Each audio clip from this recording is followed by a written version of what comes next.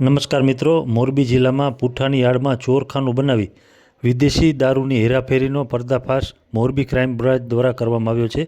22.28 લાખથી વધુનો મુદ્દામાલ કબજે કરી 2 આરોપીઓની ધરપકડ કરવામાં આવી છે। પુઠ્ઠાના બોક્સની યાર્ડમાં દારૂની હેરફેરી વાંકાનેર નજીકથી 4,944 બોટલો દારૂ ભરેલ આઈસર સાથે 2 આરોપી ઝડપાયા।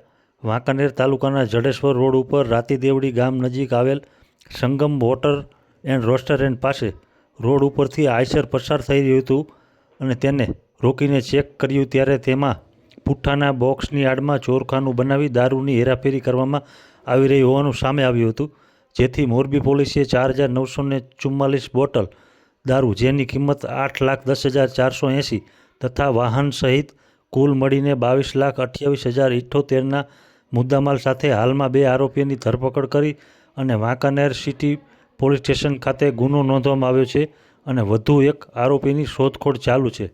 આ તમે દ્રશ્યોમાં જોઈ શકો છો મિત્રો કે બુટલેગરો ગમે તેવા કિમી આજમાવે પરંતુ પોલીસ તેને શોધી જ લેતી હોય છે, જેનો આ દાખલો છે।